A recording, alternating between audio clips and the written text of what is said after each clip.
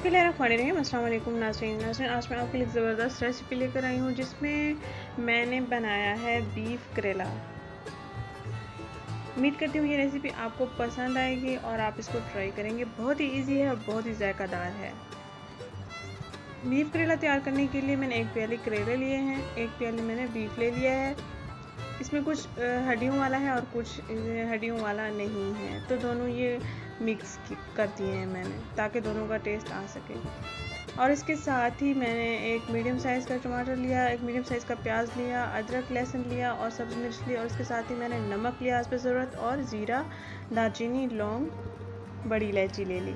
अब मैंने pressure cooker लिया। प्रेशर कुकर में तकरीबन 2 गिलास पानी ऐड किया और इसमें मैंने गोश्त ऐड कर लिया और बाकी मसाला जाती इसमें ऐड कर दिए।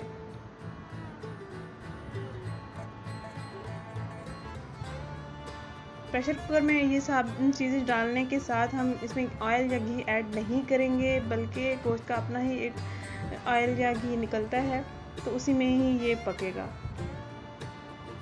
तकरीबन आधे घंटे के लिए हम इसको प्रेशर कुकर में ही पकाएंगे।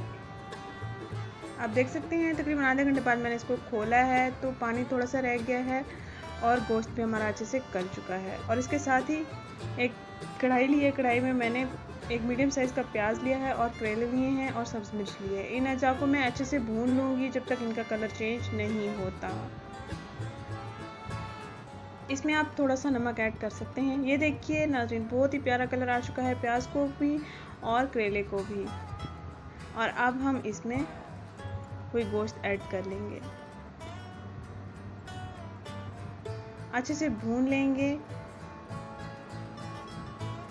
ये जो थोड़ा थोड़ा पानी है इसको हमने खुश्क होने देना है जब तक हमारा घी जो है ऊपर नहीं आ जाता। और इसके साथ ही हमने एक प्याली दही ली है, उसमें हस्ब ज़रूरत मैंने आधा चाय का चम्मच गरम मसाला का पाउडर लिया है, कढ़ाई गोश्त मसाला लिया है मैंने, हस्ब ज़रूरत लाल मिर्च ली है और हल्दी ली है। सिंपल सी रेसिपी है, घर में मौजूद अज्जा से आप ये तैयार कर सकते हैं। अगर आप गोश्त खा कर बहुत थक चुके हैं तो सब्ज़ी कोई ऐड करना चाहते हैं तो इस रेसिपी को ज़रूर ट्राई कीजिएगा। बाकी मसाले जात हमने इसमें ऐड कर लिए। ये देख सकते हैं पानी बिल्कुल खुश्क हो चुका था जब मैंने मसाले ऐड किए हैं। ऑयल हमारा बाहर आ चुका था। ये वो ऑयल है जिसमें मैंने करेले और प्याज पकाए थे। अच्छे से भून लेंगे हम, तकरीबन 3 से 4 मिनट तक ही लगेंगे मज़ीद इसको भूनने में।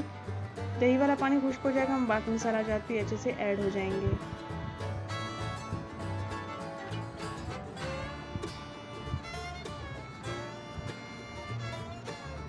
ये जी हमारी मज़ेदार सी रेसिपी बिल्कुल तैयार हो चुकी है। बहुत ही अच्छी खुशबू आ रही है इसकी। उम्मीद करती हूँ ये रेसिपी आप ट्राई करेंगे।